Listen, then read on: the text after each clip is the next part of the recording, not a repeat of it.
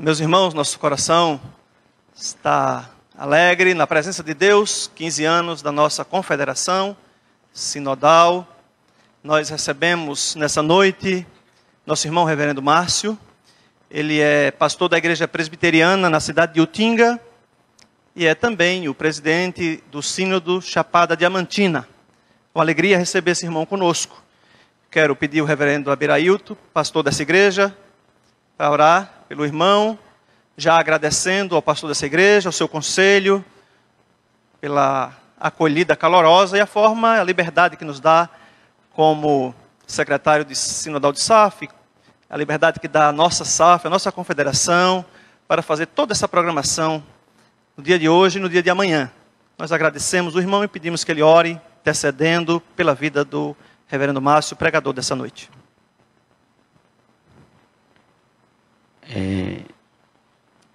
Não sei se teria a oportunidade depois de dar um aviso rápido pedi ao presbítero Gilberto que no final colocasse o link no telão, que as irmãs podem assistir a programação depois em casa no Facebook ou no YouTube. Só é acessar IP Lapão, não é isso, Gilberto? IP Lapão, tanto no YouTube como no Facebook, você procura, você vai assistir. Já compartilhou em alguns grupos. E todos os cultos da igreja, tanto quarta como domingo, é transmitido ao vivo, tanto no Face como no YouTube. Então vocês podem, depois, passar uma mensagem para os familiares de vocês, acompanhar a programação de hoje. Tá certo? Vamos orar?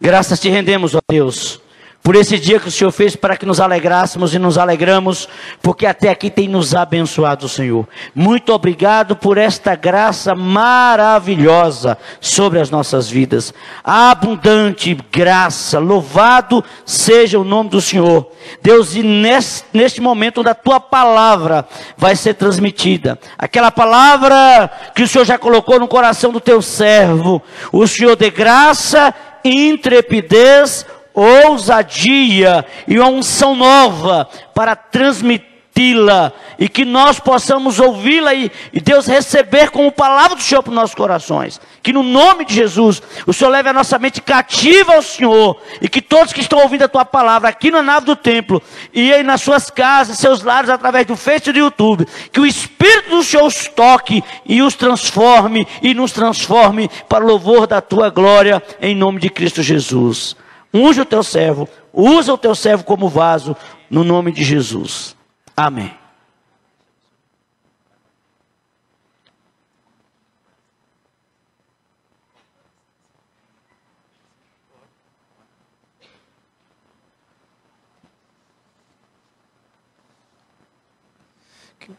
Boa noite, queridas, queridos. Bom estarmos celebrando uma festa bonita, 15 anos de um avanço, 15 anos fazendo igreja, e é isso que nós, presbiterianos temos feito ao longo da história dos seus 160 anos de existência. Estamos fazendo igreja, a igreja nunca está pronta.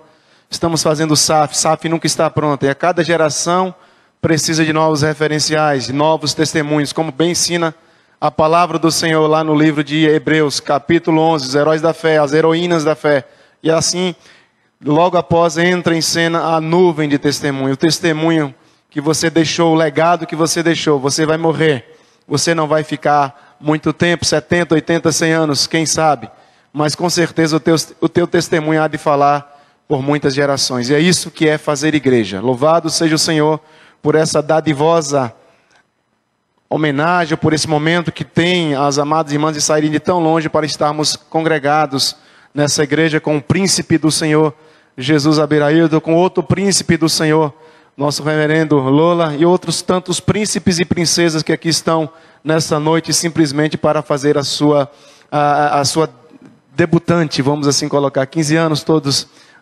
muitas de rosas, né, que aqui foi feita toda uma homenagem. Que o Senhor, nosso amado Deus, o Senhor Yahvé, continue a abençoar essa confederação noroeste de SAF, da nossa amada IPB. Dito isso, convido-as para abrirmos as nossas Bíblias no livro de Lucas, capítulo 18.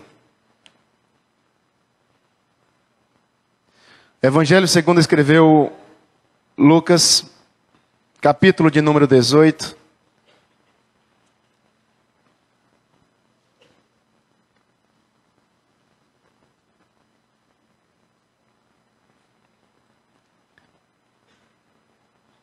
de 1 a 8, diz assim a palavra do soberano Deus para nós nessa noite. Lucas, capítulo de número 18, dos versos de 1 a 8, faremos uma leitura responsiva, sentado como estamos, mas com toda a reverência, na leitura da palavra do soberano, diz assim, lerei os versos ímpares e a igreja responde com os pares. Disse-lhe Jesus, uma parábola sobre o dever de orar sempre e nunca esmorecer. A igreja.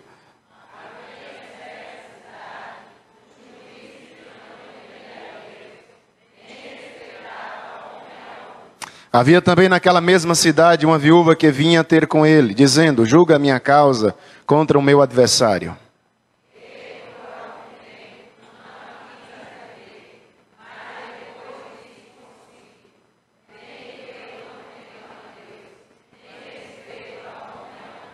Todavia, como esta viúva me importuna, julgarei a sua causa, para não suceder que por fim venha a molestar-me.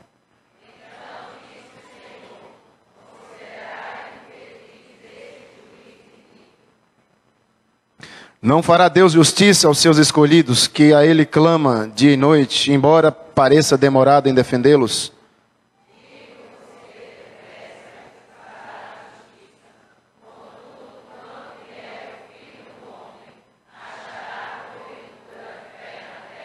Que Deus assim nos abençoe, irmãos. Que essa palavra seja aplicada para a nossa edificação, exortação ou a nossa consolação. Em Cristo Jesus.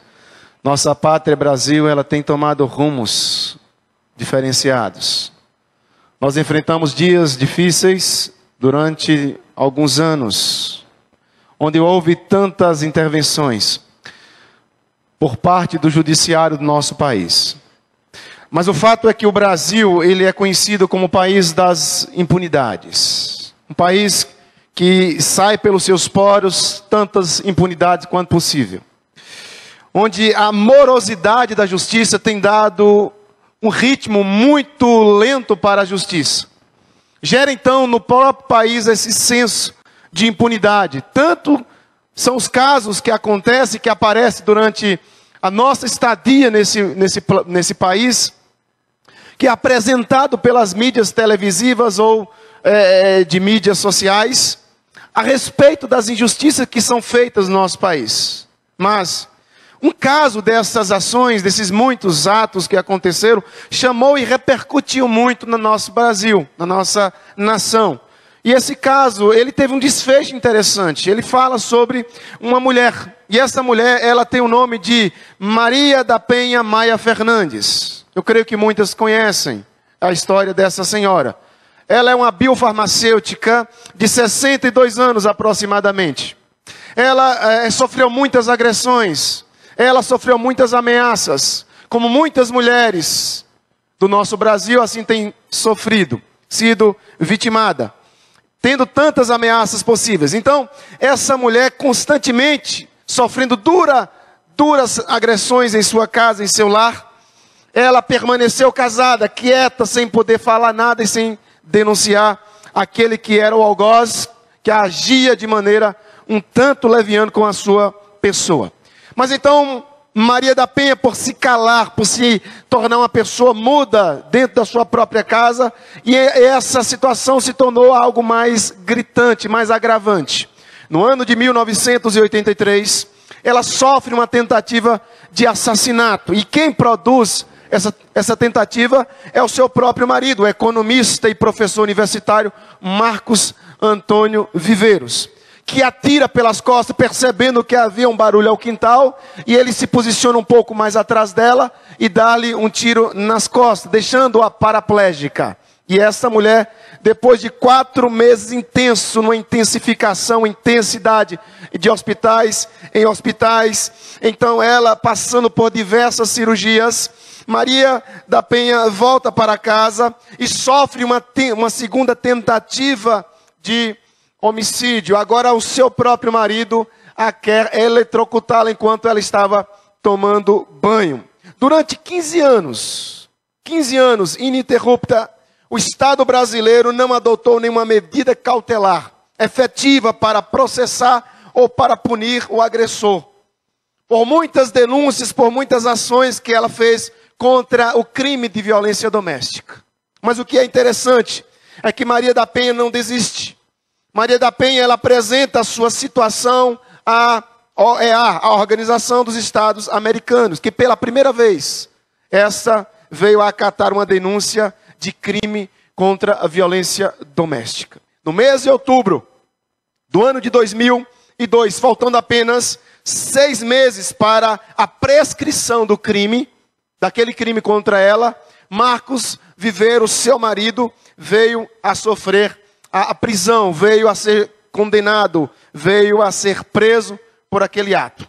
E essa mulher, Maria da Penha, ela, contra toda a violência, contra toda a ação que houvera contra ela, ela então recebe a lei de número 11.340, é batizada como a Lei Maria da Penha, que significou para as mulheres uma outra oportunidade de vida, de perseverança, uma oportunidade de persistência, uma oportunidade de continuar lutando, mesmo inserido em uma pátria com tanta estupidez, com tanta impunidade como acontece nos nossos dias. E uma frase interessante que Maria da Penha ela coloca, que a principal, abre aspas, a principal finalidade da lei não é punir os homens, é prevenir e proteger as mulheres da violência doméstica e fazer com que estas mulheres tenham uma vida livre de violências. Fecha aspas, Maria da Penha. Por que trago esse texto? Porque nós estamos diante de um público, em sua totalidade de mulheres. Creio que em sua maioria, ou quase todas, eu creio que não tiveram esse tipo de contato, ou pelo menos não de maneira violenta, algumas de maneira verbalizadas. É fato, nós estamos em uma cultura. Mas o que me chama a atenção é exatamente para o texto em questão. E eu quero apresentar nessa noite para as amadas e para os amados irmãos com respeito, lutando contra a morte da fé. Que cada um de nós somos chamados para lutar por causas diferentes, lutarmos por causas essenciais, lutarmos por causas que são supracitadas para cada um de nós. E nós precisamos, e como nós precisamos, continuar na perseverança. E é exatamente isso que Lucas quer mostrar para nós. No capítulo 18, dos versos de 1 a 8, vai trazer todo esse compêndio de conhecimento para cada uma de nós, para cada um de nós que aqui estamos nessa noite. O texto em questão, lido nessa noite, é de fato registrado por Lucas, e ele descreve, mostra um Jesus que está diante traz uma história de uma mulher que também buscava justiça. Uma mulher que estava com sede de justiça, de uma mulher que precisava de justiça, assim também como Maria da Penha. Lucas, de fato, é o único a registrar, a narrar, a trazer, encabeçar essa história para nos mostrar. Lucas trata novamente do tema da oração, como bem falado na liturgia que as irmãs bem prepararam, sobre a responsabilidade de orarmos pela família, orarmos pela igreja, orarmos pela liderança, orarmos pelos nossos governantes. Então Lucas, por 6 vezes, ele registra a necessidade que cada um de nós precisamos desenvolver, desenrolarmos, apresentarmos com uma certa familiaridade essa prática da oração. O capítulo 5, versículo 16, nós vemos um Jesus sendo apresentado nesse evangelho de Lucas. Capítulo 5, 16, mas Jesus retirava-se para lugares solitários e ali orava. Se nós olharmos para o capítulo 6, versículo 12 do evangelho de Lucas, num daqueles dias Jesus saiu para o monte a fim de orar e passou a noite orando. Se nós lermos o capítulo 9, verso 18, diz: certa vez Jesus estava orando em particular e com ele estavam os seus discípulos. Se nós pegarmos o capítulo 11, verso 1, certo dia Jesus estava orando em um determinado lugar. E então nós chegamos, o capítulo 22, 39 a 45, descreve aquela oração do sufrágio do nosso mestre, quando estava ali no Getsêmani. Então que na verdade Lucas quer registrar a necessidade que a igreja tem de orar sem esmorecer, para que não haja a morte da fé da igreja, para que a igreja continue sempre ativa e alvissareira como verdadeiros homens e mulheres que estão constantemente orando e tendo prazer na oração. Então o contexto que nós temos que apresentar para entendermos o texto que foi proposto para nós nessa noite. Jesus está dirigindo. essa palavra para os seus discípulos. Se nós voltarmos ao capítulo de número 17, o versículo 22, nós entenderemos o texto e o porquê daquela parábola. O capítulo 17, verso 22 diz: a seguir, dirigiu-se aos discípulos: virá o tempo em que desejareis ver um dos dias do filho do homem, e não o vereis. O versículo de número 22, ele diz que durante o longo e cada vez mais difícil período de tempo que precederá a sua parousia, a sua segunda vinda, haverá da parte dos seus seguidores, aqui na terra, uma longa história de um verdadeiro buscar pela presença do Senhor. E nós devemos, e o que fato Cristo vai trabalhar é: não esmoreça. Nós não devemos deixar de perseverar. Então o contexto que Jesus apresenta para esses amados irmãos, ou pelo menos Lucas traz à tona, o contexto da comunidade, era que eles estavam esmorecendo, eles estavam desanimando. Ao colocar então a parábola, Lucas aponta o caminho de esperança, de revigoramento da fé. Orar e perseverar, confiar e ter fé. Nunca jamais olhar para trás. Sempre avançar, sempre avançar. Até a volta de Cristo, a sua parousia. Os discípulos de Cristo, e você e eu, nós estamos imbuídos nessa caminhada, totalmente enfiada até o pescoço, se eu posso assim usar esse termo. Nós estamos lutando para nós não esmorecermos, para nós não fraquejarmos, para nós nunca, jamais olharmos para trás. Afinal de contas, estamos completando 15 anos. 15 anos de muitas lutas. 15 anos de irmãs que iniciaram, mas já não estão mais nas federações. E nem mais nas confederações. 15 anos lutando sem esmorecer. 15 anos lutando sem olhar para trás. E essa exortação do Senhor aos discípulos evoca aquela palavra de Marcos capítulo 13, o versículo 33. Estais de sobreaviso, vigiai e orai. Lucas capítulo 21, 36. Vigiai, pois, em todo tempo, orando. Orando. Portanto, a exortação, a oração, a persistência está estritamente ligada à expectativa da volta de Cristo. Mas me permita voltar para o texto. Capítulo 18, verso 1, diz a palavra do Senhor. Disse Jesus uma parábola sobre o dever de orar sempre e nunca esmorecer. Se vocês bem perceberam, fiz questão de trazer todo o contexto de um Jesus que orava, de um Jesus que não esmorecia, de um Jesus que constantemente estava buscando a presença do Pai em oração, quer seja em conjunto com seus discípulos, ou quer seja solitariamente só, se me permita a redundância. Mas Cristo nunca deixou de orar. E então ele insere essa parábola para mostrar para nós, ilustrando sobre o dever que nós temos e precisamos. O verso 1 então, o primeiro versículo nos apresenta o tema, orar sempre e nunca esmorecer. E de imediato Jesus insere sobre a responsabilidade, esmorecer. E essa palavra é muito interessante. E essa palavra traz um contexto muito bacana. Ela significa do grego ekgagel. E essa palavra também pode ser traduzida, Almeida traduz por esmorecer. Mas ela também pode ser traduzida para cuidado para não perder o coração. E ekgagel pode ser também traduzida, tome cuidado para não se cansar. Tome cuidado para não ceder. Tome cuidado para você não virar um covarde.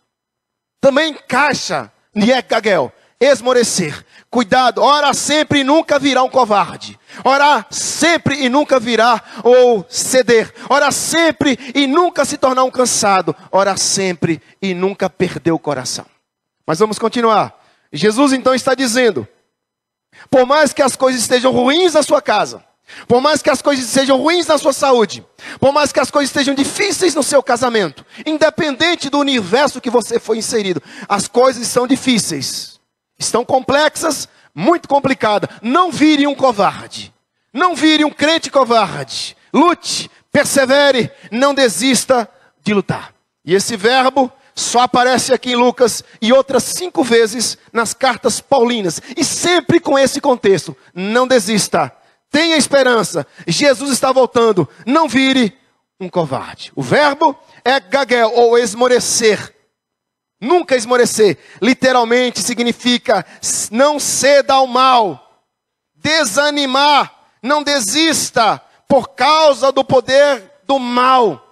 Não desista, por mais que a pátria esteja tomada pela impunidade, por mais que esse mundo esteja tomado pelas ações libertinas, liberais, dos homens e das mulheres, segundo seus bel prazer, como descreve o livro de Romanos. Mas a igreja não pode esmorecer. E a violência reina, a morte reina, ela está rondando a minha vida e a vida de vocês, a minha família e a família de vocês. Mas não perca a sua esperança. Não perca o seu coração. Não vire um covarde. Não ceda ao mal. E é isso que Jesus Cristo está dizendo. Disse Jesus uma parábola sobre o dever de orar. Sempre e nunca virá um covarde. Nunca virá um homem, uma mulher que venha a esmorecer. E o texto dá prosseguimento. Se nós olharmos para 2 de Coríntios, capítulo 4, para ilustrar o que eu quero mostrar, por favor.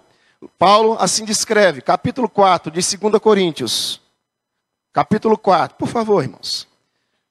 Me permita, só para ilustrar. Capítulo 4, versos de 1. Pelo que tendo esse ministério, segundo a misericórdia que nos foi feita, não desfalecemos. É Gagel. Se nós abrirmos o verso 16, lermos o verso 16. Por isso não desanimamos, pelo contrário, mesmo que o nosso homem exterior se corrompa, contudo, o nosso homem interior se renova dia a dia, porque a palavra do Senhor nos renova. Ela traz esperança. Quero trazer à memória o que me pode dar esperança. Por isso não desanimamos. É Gagel. Se nós bem olharmos para o texto, mais do que esmorecer é esse. O que significa que Cristo quer mostrar para nós? Que tipo de situação é essa que Cristo quer mostrar para nós? Exatamente o afastamento do caminho da fé. Exatamente o esfriamento da fé. A morte da fé. Isso é ceder ao mal. Se os irmãos pudessem, voltar para o capítulo 18, verso 8 de Lucas, vai dizer: digo-vos que depressa lhes fará justiça. Contudo, quando vier o Filho do Homem, achará porventura fé na terra? E você diz assim: sim, achará, porque na minha casa nós temos semeado uma fé inabalável, arraigada, alicerçada e estruturada na pedra angular, Jesus de Nazaré. No que depender de mim, quando Cristo vier, eu estarei orando. No que depender de mim e da minha família, nós estaremos construindo uma fé sólida em Cristo Jesus. O verso em questão vai trabalhar: o Filho do Homem achará porventura fé na terra. Versos 2 e 3 do capítulo 18. Havia em certa cidade um juiz que não temia a Deus nem respeitava homem algum. Havia também naquela mesma cidade uma viúva que vinha ter com ele, dizendo: julga a minha causa contra o meu adversário. O verso 2 e 3, Jesus então nos apresenta a parábola, ele nos dá o motivo, verso 1. Verso 2 e 3, ele nos dá os personagens dessa parábola. A viúva importuna, o juiz iníquo e o adversário. O verso 2, diz o texto que havia um juiz que não temia e nem respeitava homem algum. O verbo que é usado aqui pelo Lucas, quando citado a história de Cristo. Havia em certa cidade um juiz que não temia e nem respeitava. É entreponir, do verbo grego. Quando olhamos para essa palavra, nem respeitava. É um verbo interessante. Esse verbo significa que o homem algum respeitava, olhava para ele com bons olhos. Almeida faz uma tradução, que o original grego ele vai, de certa forma, mostrar melhor. Havia em certa cidade um juiz que não temia a Deus e que não tinha respeito de homem algum. Ninguém naquela cidade respeitava aquele juiz. Esse homem não tinha vergonha. Ele não tinha nenhuma fagulha de honra. Esse homem não tinha senso de caráter. Esse homem era a pior classe existencial, espúria daqueles dias. E essa expressão, não respeito homem algum, não respeitava homem algum, nós entendemos que ele era um sem vergonha diante das pessoas. Eles olhavam para ele, quando via aquele juiz vir, mais ou menos o que nós entendemos nos nossos dias, os mais velhos vão lembrar, é o juiz Nicolau dos Santos Netos. Aquele que aplicou tantos golpes. Ele não é digno de julgar causa nenhuma. Ninguém lhe dá confiança. É um homem baixo, de caráter baixo, de moral baixa. É mais ou menos esse o contexto. O juiz corrupto. que ele vinha de um lado e o pessoal dizia, lá está o corrupto, lá está aquele que não presta, lá está aquele sem caráter, aquele que nada pode fazer de certo. O Talmud, um documento antigo dos judeus, eles vão dizer que eles eram tão pervertidos, mas tão pervertidos, que eles trocavam qualquer direito por um simples prato de comida. E aí o texto dá prosseguimento, que era um juiz injusto. Na cidade havia em certa cidade um juiz que não temia Deus e nem respeitava homem algum. Esse era um juiz injusto. Ele era um adiquia. Ele era um homem que trazia no seu próprio ser a adiquia. Ele era um homem que tinha no seu DNA a adiquia. Ele era injusto. Nenhum senso de justiça. Desonesto e corrupto durante toda a sua existência. O fio de cabelo dele, ele era corrupto. A viúva não tinha chance nenhuma. Ela não tinha qualquer tipo de expectativa de ter o ganho de causa diante de um homem como esse. Esse homem era a mais baixa de moral e de caráter, o mais baixo possível. Ele era o mais forte do que ela. Assim, o Senhor Jesus Cristo nos mostra. Ele mostra um polo. Ele mostra um homem forte. Um homem poderoso. Um homem que tem todo o poder e a sociedade, dinheiro. Ele tem tudo ao seu favor. Em contrapartida, o texto nos mostra também um segundo personagem, verso 3. Havia também naquela mesma cidade uma viúva que vinha ter com ele dizendo, julga minha causa contra o meu adversário. Então, se nós temos um homem corrupto, mas rico, nós temos uma mulher insignificante, pobre, viúva. Ela chega diante dele. Jesus escolhe o tipo de pessoa que representava a fragilidade da sociedade. Insignificante, mulher, viúva, pobre e sozinha. Sem alguém para defendê-la. Sem alguém que pudesse trazer algo para ela. Ela era pobre. E ela tinha uma causa. Ela buscou o caminho certo. Ela esperou o seu julgamento. Um tipo de muitos crentes. Se o juiz aqui no texto nós entendemos que ele representa toda a maldade. Toda a maldade. Toda a malcatice. O texto nos apresenta uma viúva. E ela representa a igreja de Cristo Jesus. É o tipo de crente que sofre. Ela se fortalece através da sua determinação em atingir o seu alvo. Ela é insignificante aos olhos da sociedade. Ela é insignificante aos olhos dos valores. Mas ela tem um alvo. Ela quer atingir um alvo. Ela precisa atingir um alvo. Ela tinha um adversário. E ela estava diante de um juiz iníquo. Um juiz adiquia. O que fazer? O que fazer? Queixar? Enfurecer? Claro, não desistir. O verso 4 e 5 então nos mostra. Ele por algum tempo não a quis atender. Mas depois disse consigo, bem, que eu não temo a Deus e nem respeito homem algum. Todavia, como esta viúva me importuna, julgarei a sua causa para não suceder que por fim venha a molestar. O verso 4 e 5. Caso, como ela não tinha dinheiro, a única arma da viúva era a sua perseverança e a sua insistência. O verso 5, então, por fim, o juiz cede. O juiz sabia que a insistência da viúva era justa, mas também sabia que ela não tinha dinheiro para agradá-lo, ela não tinha como comprar presente, ela não tinha como fazer uma corrupção. Não obstante, foi sua perseverança o que finalmente o venceu. Vou conceder justiça para que não me moleste. E é interessante, abra bem, olha para cá.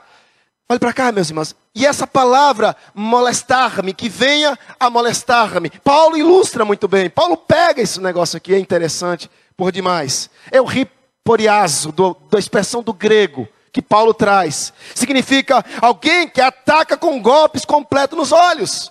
Ferir, deixar os olhos roxos. Que fofinha, ela vai batendo, e ela vai batendo. Golpes que parecem insignificantes, mas com a intensidade. E ela bate, e ela bate, e ela bate. que por fim, dias e dias e dias e dias ela vai batendo. Ela vai me batendo. Ela vai causar algo. Ela vai fazer com que os meus olhos fiquem roxos.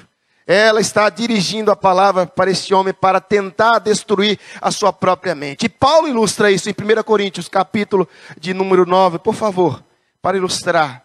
O apóstolo Paulo assim diz, 1 Coríntios, capítulo de número 9, versos 27. Ele assim diz.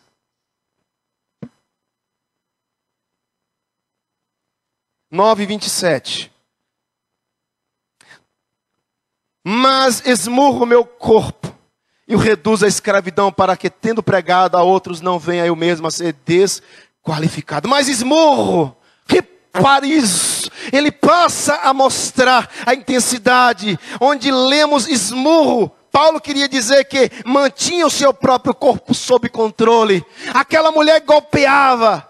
Ela, por fim, vem a molestar-me. Ela trazia com seus golpes consciência aquele juiz iníquo, Adiquia, que não tinha consciência, que não tinha bom senso, que não tinha nada que prestava. Mas as ações daquela mulher o venceu. Esse verbo é fantástico. E essa viúva lutava para controlar e até vencer a corrupção, a maldade do juiz. E essa é aquilo, e é exatamente isso que Cristo espera que a igreja faça. A igreja é a viúva insignificante aos olhos do mundo. A igreja é aquela que não tem poder de influenciar ninguém aos olhos do mundo. Mas a igreja, quando olha para a sociedade e percebe uma sociedade marcada pela corrupção, a igreja não pode ceder moralmente. A igreja não pode ceder os seus princípios, porque ela se levanta como aquela que golpeia a sociedade. E ela passa a dar golpes que aos olhos deles pareçam ser insignificantes, mas que surtem um efeito. Olhe para mim, capítulo 3 do verso de Atos dos Apóstolos, quando aquele homem na porta formosa, e João e Pedro sobem dizendo: nós não temos prata e nem ouro, mas o que nós temos em nome de Jesus te damos. Erga-te e levante. É quando a sociedade percebe o poder que a igreja tem de golpear, de não ceder ao mal, de não esmorecer com tudo isso que acontece ao nosso derredor. Mas pastor, está difícil, é muita maldade, é muita coisa ruim acontecendo, e Cristo te conclama, Cristo me conclama a não esmorecermos. E Paulo ilustra muito bem. Romanos capítulo de número 12, verso 21, por favor. Paulo diz assim, Romanos capítulo 12, o verso 21, sobre isso. Ele diz: não te deixes vencer do mal, mas vença o mal com o bem. A igreja não foi chamada para pagar o mal com o mal. Conversava amanhã de hoje, compartilhava com o reverendo Lola, um presbítero da igreja presbiteriana, da nossa igreja, foi buscar sua filha numa faculdade. Saindo da faculdade, passou num cruzamento, um rapaz veio com um carro, ele freou rapidamente, abruptamente, quase foi atropelado. Ele disse: ei, rapaz, você está doido? Só falou isso. O cara deu meia volta, e ele pegou a moto, saiu, o cara veio atrás dele, entra numa rua, entra em outra rua, vai para uma rua, e o cara atrás, e falando, e a menina falou: pai, ele está atrás de nós, está perseguindo. E ele vai para um canto, vai para o outro, e viu que não tinha jeito, acelera a moto, e vai, até que ele se perde no controle da moto e bate num poste. A menina cai lá na frente. E aquele cara sai desembestado. E ele pega a sua filha machucado, mas ainda pega a sua filha, corre para levar ao médico. Chegando lá, constata que a menina teve 11 costelas quebradas. Aquela menina está com uma hemorragia séria dentro. Quebrou o braço. Uma brincadeira desnecessária. Uma coisa insignificante. E então passa 5 horas na mesa de cirurgia. Um médico abre o peito daquela menina, fica com seu coração na mão. Ela tem algumas paradas e ele massageia e ressuscita aquela menina. E até então, o médico chega para ele dizendo: meu querido, sua filha foi uma guerreira. Por algumas vezes ela ficou a zero, a sua pressão. Nós a perdemos e ela voltou. A menina guerreira luta com toda a força para não ceder à morte. E então ela foi transferida para uma outra cidade e encontraram uma UTI. E ela está lá na UTI. E eles estão orando, a igreja está orando para que Deus restaure a vida daquela menina. Mas ele disse assim: pastor, a primeira coisa que eu fiz hoje de manhã, sabe o que foi? E eu contei para minha esposa está muito derrotada, está triste demais. E ele disse assim: pastor, a primeira coisa que eu fiz foi orar. Eu orei para a vida daquele homem. A Bíblia me ensina que eu tenho que orar por aqueles que me perseguem, por aqueles que maldizem. Eu orei, pastor, eu não tenho um pingo de mágoa no meu coração porque ele tentou tirar a vida da minha filha. Mas eu quero dizer, pastor, que Cristo é maior. Cristo age e interage para que a igreja não ceda ao mal. Porque nós somos pequenas viúvas, nós somos insignificantes. Mas existe um Deus de Abraão, Isaac e Jacó intercedendo por nós constantemente, dizendo: não ceda ao mal, não ceda ao mal. Por mais que Satanás se levante com a sua perspicácia, com a sua sagacidade, a igreja tem que continuar a alvissareira, olhando para o autor e consumador da nossa fé. Capítulo 6, verso 7, o nosso amado Lucas diz: então disse o Senhor, considerai no que diz esse juiz iníquo. Não fará Deus justiça aos seus escolhidos, que a ele clama dia e noite, embora pareça demorado em defendê-lo. Considerai no que diz esse juiz iníquo, Adquia. Ele não tem senso, ele é baixo. E o verso 7, note que Jesus usa o título, seus eleitos, para descrever os crentes. Capítulo 21, verso 36 também vai falar sobre isso. Sendo assim, nessa passagem, Lucas faz uma alusão desesperadora da condição em que viviam os crentes daquela época. Primos da igreja primitiva, sofrendo perseguições horrendas. Muitos estavam morrendo pelos romanos, outros pelos judeus. Duas questões importantes nesse verso 7. Deus tem os seus escolhidos. E nós, como bons presbiterianos, nós cremos nisso e defendemos isso. Segunda coisa que nós vemos nesse texto: Deus faz justiça aos seus escolhidos. E os escolhidos de Deus, um povo especial, zeloso e de boas obras. Os eleitos são representados pelas viúvas, ou pela viúva, nesse texto. Nós somos, em certo sentido, impotentes. Nós somos impotentes. A doença vem, nós somos impotentes. O ladrão vem armado, nós somos impotentes. Situações de violência, todas as esferas, vem, nós somos impotentes. Nós somos. Mas agora nós não podemos ficar achando que Deus não fará justiça aos escolhidos. A palavra justiça que nós temos nesse texto, ela vem da raiz do verbo grego dikel, de onde nós temos dikaios, justo, justificados, justificação. Ele não justificará os seus eleitos? É isso que essa mulher está perguntando. Todavia, como essa viúva me importuna, verso 6, verso 7, não fará Deus justiça aos seus escolhidos? Jesus acrescenta: Deus está de braços cruzados. Se esse juiz iníquo soube ia ceder aquela viúva, quanto mais o vosso Pai. Não se esqueça, não esmoreça. Essa é a grande lição do caráter de Deus. Se um homem impiedoso, cruel e inescrupuloso resolveu atender ao pedido insistente de uma viúva, quanto mais o Senhor, que é absolutamente justo, santo e bom, não fará justiça aos que a Ele clamam, aos que a Ele buscam, ao que a Ele está simplesmente chorando aos seus pés. Qual é a sua causa? Minha irmã da SAF, noroeste da Bahia. Eu não sei quais são as demandas, as dificuldades que vocês têm enfrentado. Creio que vocês são eleitas de Cristo, eleitas do Senhor. E aí nós temos essa característica, estamos clamando a Deus, estamos buscando a presença do nosso Deus. Nós precisamos entender que o nosso Deus não está de maneira nenhuma de braços cruzados, sempre intercedendo pelos seus. Minha mãe, alguns anos atrás, nós morávamos numa cidade e lá tinha uma vizinhança não tão boa, não muito boa. Eles já moravam lá para mais de 20 anos e nós fomos os primeiros a chegar nós fomos os últimos a chegarem naquela casa, naquele bairro, naquela rua. Mas era um povo tão baixo, um povo tão ruim, um povo de tanta falta de... Era inescrupuloso, um povo baixo. Mas eu creio que meu pai achou uma casa mais barata, porque ninguém queria morar naquela casa. Então alguém empurrou, falou assim, vai lá, e ele comprou a casa achando que tinha feito um bom negócio. Mas não foi tão bom assim não. Mas enfim, os vizinhos não eram bons vizinhos. Eles faziam questão de pirraçar. Eles defecavam em sacos e jogavam, faziam questão de jogar do outro lado do quintal da minha mãe.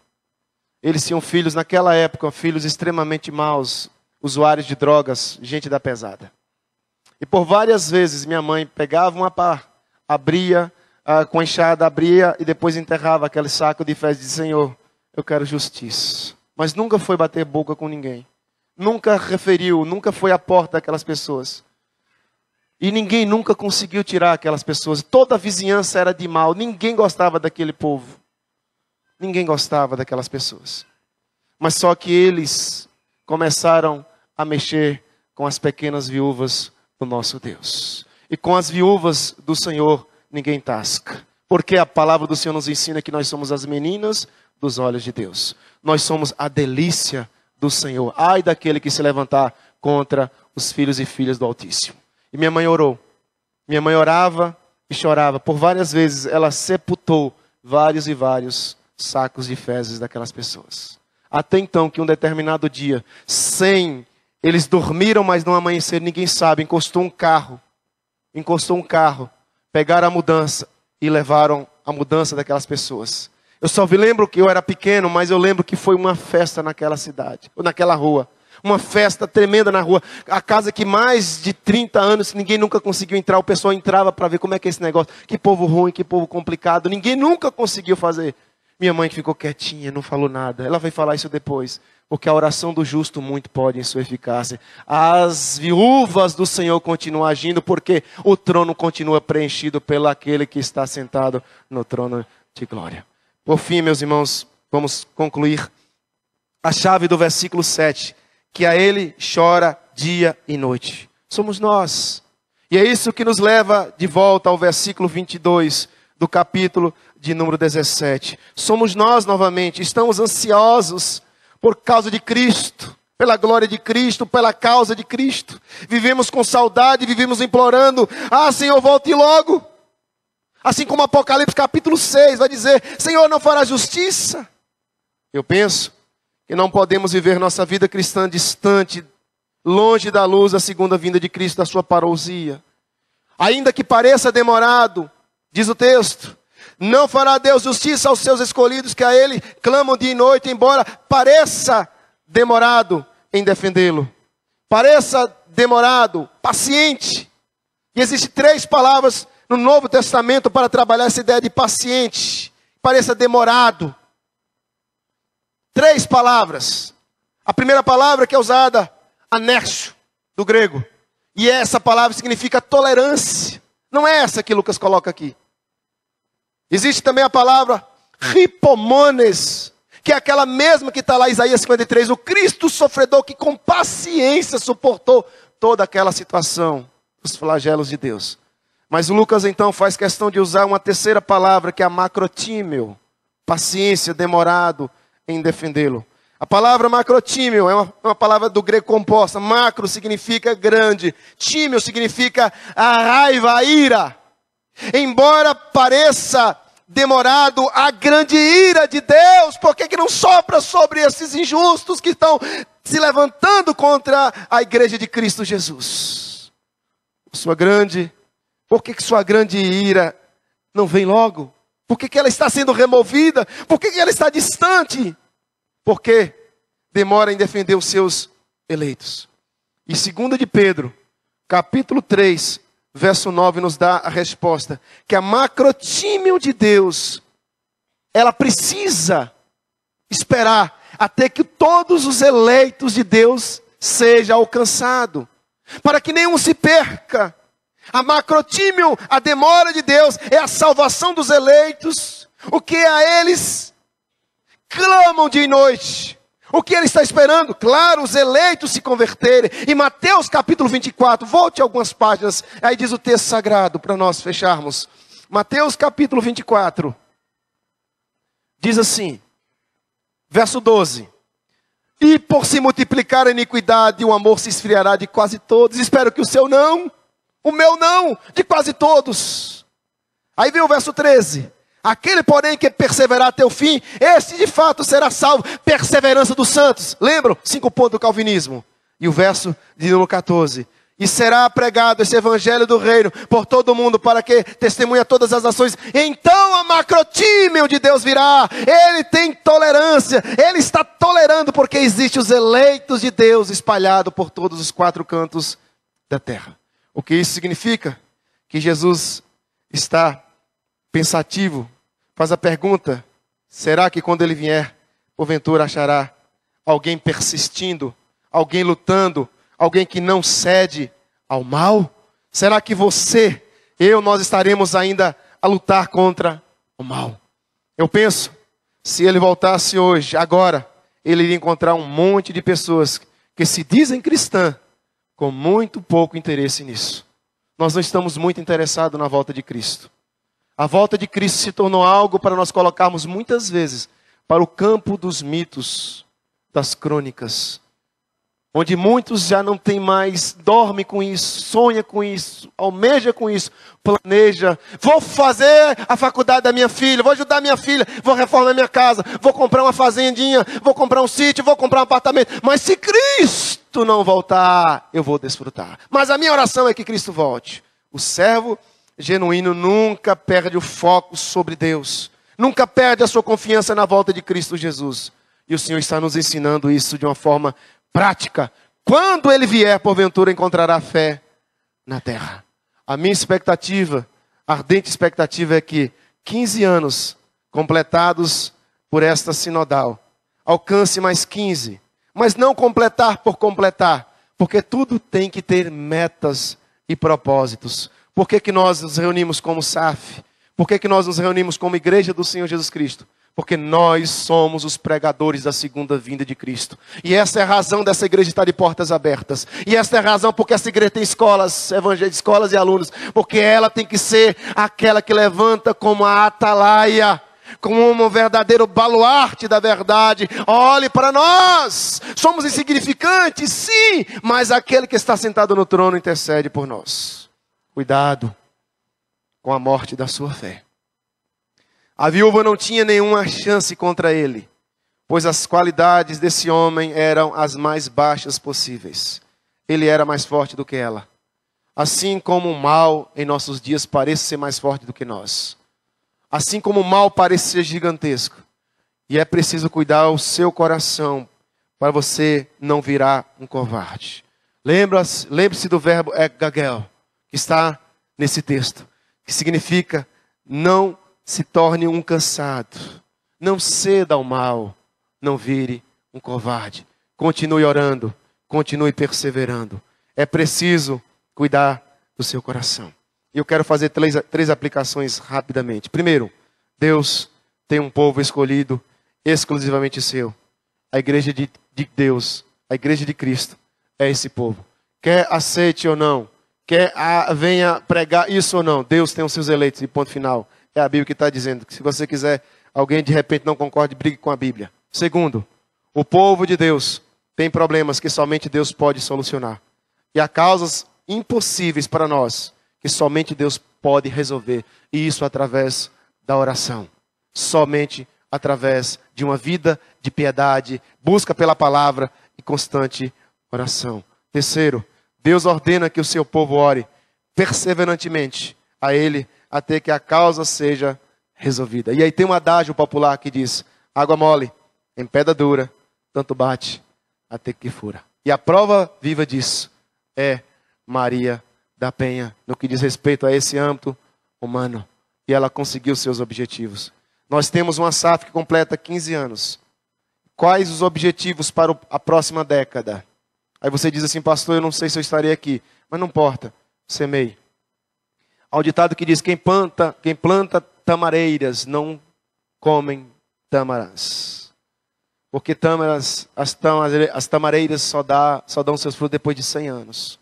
Não importa quais frutos a Sinodal Noroeste está semeando para as futuras gerações. 15 anos completados. E para o futuro e para a próxima década, qual é o planejamento? O que essa Sinodal espera alcançar?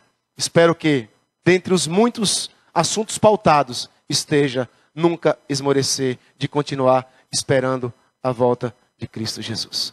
Que Deus abençoe, queridas irmãs e irmãos. Vamos orar nesse instante.